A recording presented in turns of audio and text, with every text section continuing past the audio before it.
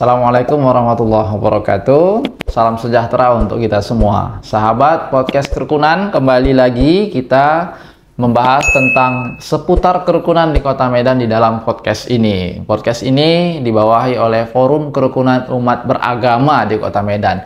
Kali ini narasumber kita adalah Pastor Alexander Silain OFM Cap. Beliau ada di sebelah kita. Bagaimana kabarnya, Pastor? Puji Tuhan, sehat-sehat, baik-baik hari ini. Syukur. Pastor adalah orang yang ceria, sangat enak kita lihat dan membawa kebahagiaan selalu. Orang yang berjumpa dengan pastor itu pasti dengan senyuman itu ya. Pastor, kita akan membahas tentang ini, Pastor, seputar peran tokoh agama di Kota Medan untuk mewujudkan Medan yang toleran dan kondusif itu, Pastor. Kira-kira menurut Pastor bagaimana sih peran tokoh agama itu di Kota Medan untuk menjaga kondusivitas? Kalau saya memilih satu kata yang representatif ya, bagaimana perannya gitu ya, saya mau mengatakan belum maksimal. Belum maksimal apa yang dilakukan tokoh-tokoh agama maupun tokoh masyarakat ya.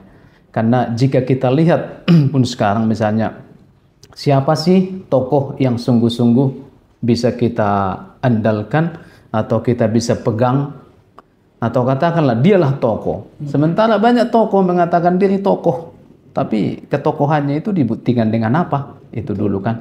Sungguhkah dia pluralis? Sungguhkah dia toleran? Sejauh kapan? Selama apa? Gitu juga mau saya kan. Karena ada tokoh ini ditunjang oleh jabatannya atau posisinya. Setelah nanti lepas dari posisinya yang berkaitan dengan pemerintahan dan semua itu menjadi hilang juga warna ketokohannya itu, atau yang dikenal dia pluralis, toleran, tapi pada tertentu hilang kan begitu.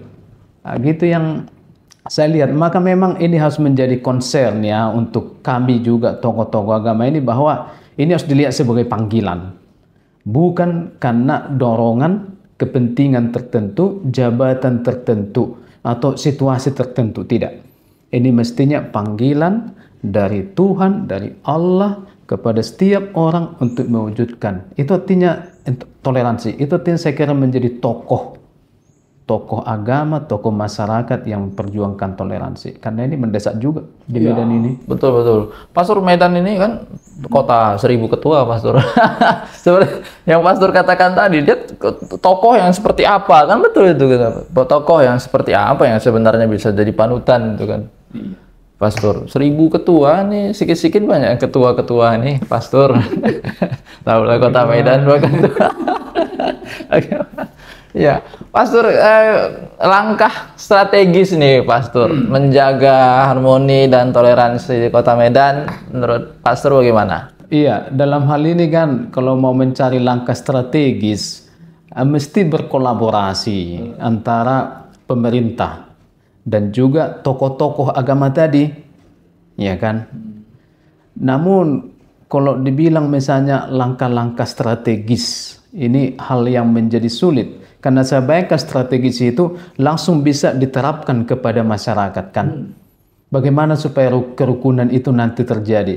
Tapi saya hanya mau mengatakan sekarang kayaknya kita belum ke situ dulu. Jangan langkah strategis memajukan intoleransi. Tapi justru yang saya lihat sekarang adalah bagaimana kita belum mengembangkan gitu ya. Justru masih merawat dulu, atau masih level menjagalah dulu kita yang ada sekarang itu, atau yang sudah ada dulu sempat terluka, ya kan. 20 tahun terakhir itu kalau saya merasa-rasa, pengamatan saya 3 tahun terakhir baru makin membaik sedikit. Adanya kelompok-kelompok yang dirasa tidak cocok dengan Pancasila dibubarkan, dinonaktifkan, ada perbaikan. Dan situasi masyarakat saya kira masih vulnerable, vulnerable, gampang terluka. Jika ada sesuatu yang terjadi, aduh sakit lagi, aduh gini bangsa kami.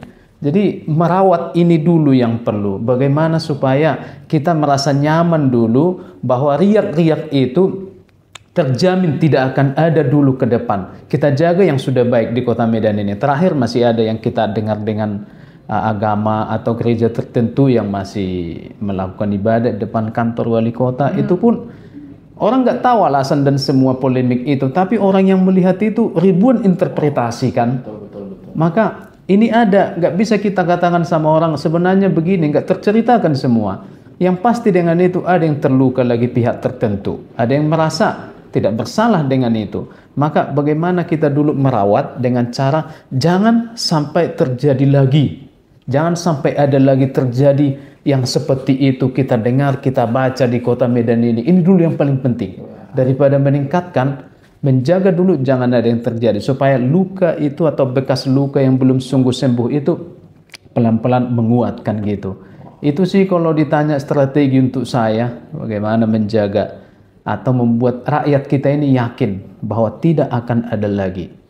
Ya, dirawat dulu ya Pastor ya. Sudah ada dirawat, yang luka-luka yang lalu kita sembuhkan dulu gitu Pastor ya, sebelum kita cari strategi yang lain. Wah, sangat menyentuh sekali ini teman-teman, memang luar biasa. Pastor, kira-kira sejauh mana Pastor implementasi agama di tengah-tengah masyarakat lah ya bisa berhasil menjadi pagar toleransi dan kondusivitas kita? Kalau ditanya lagi, artinya bagaimana agama itu terimplementasi gitu kan, menjaga toleransi. Kalau saya lebih suka lah mengatakan kata-kata yang sedikit bombastis supaya kita tersadarkan gitu. Untuk saya agama-agama gagal dalam hal tertentu mengimplementasikan. Kenapa saya katakan gitu? Memang agama ada untuk merawat ya atau memperjuangkan toleransi. Agama itu mestinya tak ada pandang bulu, tak ada pandang suku, agama dan semua itu. Tapi yang kita lihat apa? Negara beragama. Berapa agama di Medan ini? Tapi yang kita sebut tadi intoleransi masih ada. Artinya semua agama harus mengakui kami gagal, kan gitu. Nanti kami gagal kan gitu. Ya, yang harus dilakukan agama apa sekarang ya harus lebih sungguh-sungguh lagi bagaimana mengimplementasikan segala unsur yang ada di agama itu harus dikatakan. Kami pastor berkhotbah harus mengatakan ini kepada umat kami. Ustadz dalam ceramahnya mengatakan ini kepada umatnya. Pandita di Hindu, pendeta dalam Islam, dalam Protestan ya harus mulai mengatakan ini semua. Ini loh, ini tentang toleransi ini.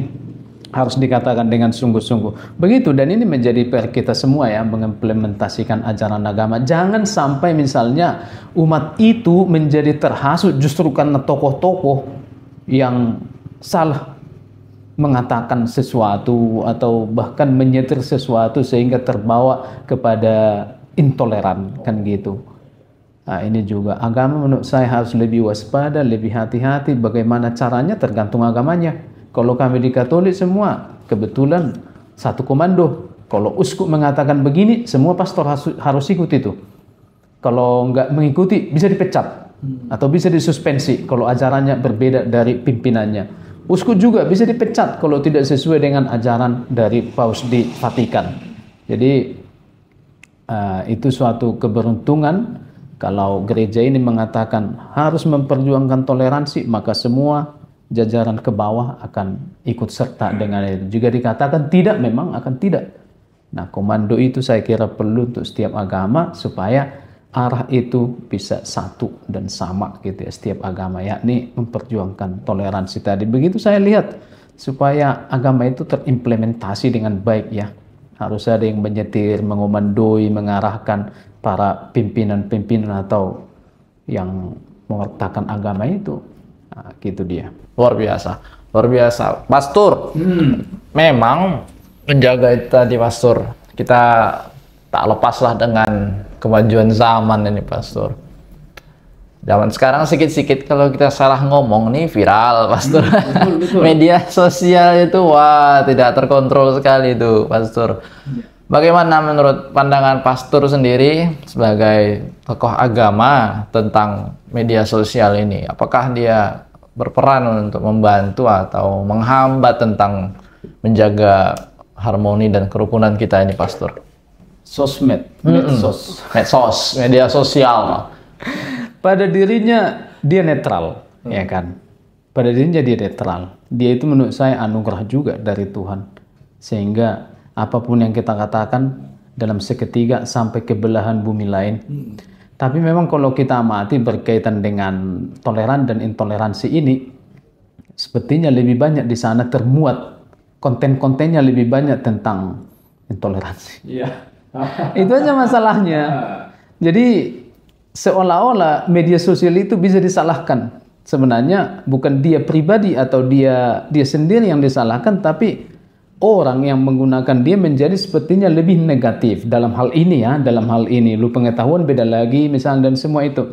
Maka menurut saya yang harus dilakukan kita tokoh-tokoh agama ini ya mengisi itu dengan konten-konten positif, jangan yang negatif saja kita biarkan di situ. Jika banyak yang hitam-hitam masuk di situ, mari kita masukkan yang putih.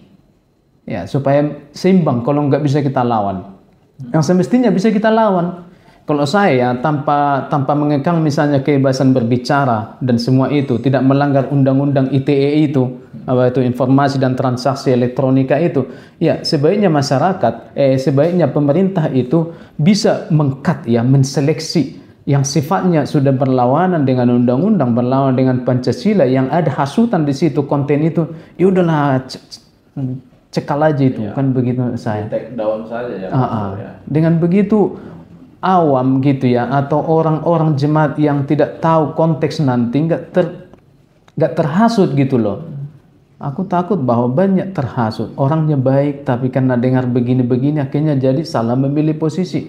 Tidak ada referensinya ke yang lain. Literasi juga sangat lemah macam orang-orang tua kami di kampung sana. Akhirnya ya menjadi kurang toleran nanti jadinya kan. Itu yang menjadi kasihan.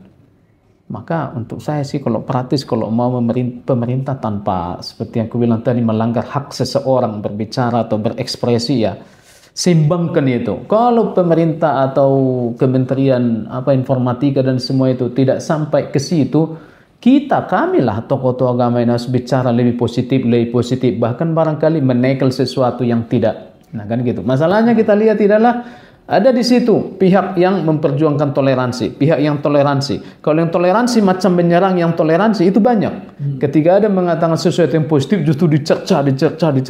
Tapi orang yang mengatakan sesuatu yang negatif sepertinya hidden voice disebut waktu itu. Malah yang benar-benar tidak berani mencela yang tidak benar itu. Nanti malah takut lagi dikatakan penistaan. Ya, semacam itu dia kan. Nah, jadi medsos harus dibuat menjadi anugerah ini untuk mewartakan kebenaran, bagaimana supaya makin toleran. Saya kira apa yang kita lakukan di podcast ini ya salah satu untuk itu. Betul. Ya, kita katakan kebaikan-kebaikan kita di sini ya. Pastor, terakhir ini Pastor, kesan dan pesan lah untuk seluruh lapisan masyarakat Kota Medan, pemuda-pemuda juga. Ini kita lagi dalam keadaan yang mungkin dibilang agak ngeri ya Pastor ya. Banyak begal di mana-mana, pemuda-pemuda kita ini kayak kehilangan arah ini Pastor. Apa pesan dan kesan dari Pastor? Pesan saya untuk masyarakat ya, khususnya kaum muda. Yang pertama itu open mind lah kita ini. Terbuka dengan keadaan yang nyata ini. Kita akui bahwa kita sakit, sedang terluka atau masih gampang terluka.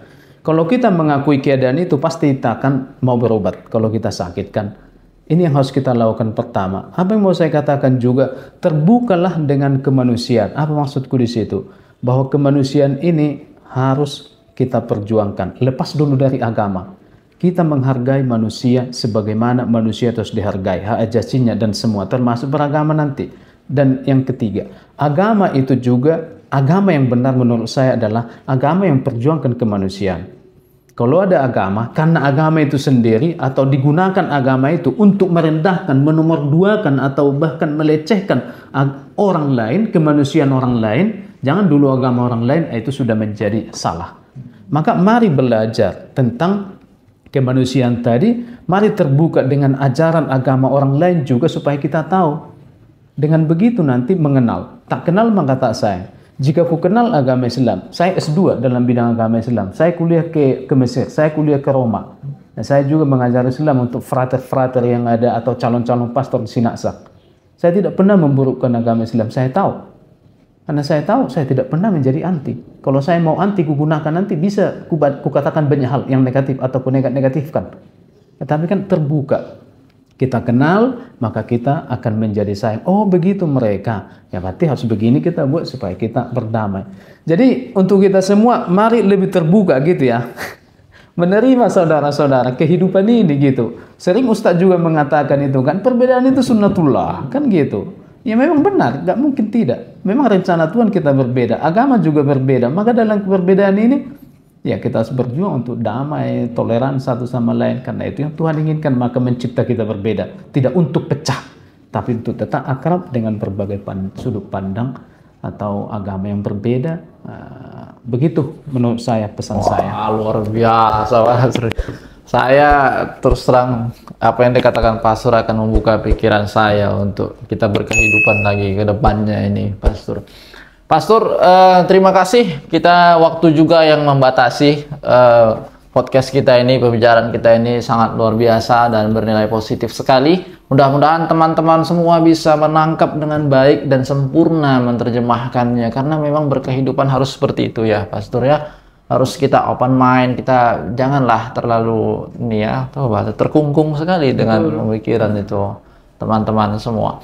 Pastor, kita mau closing dulu ini. Ya.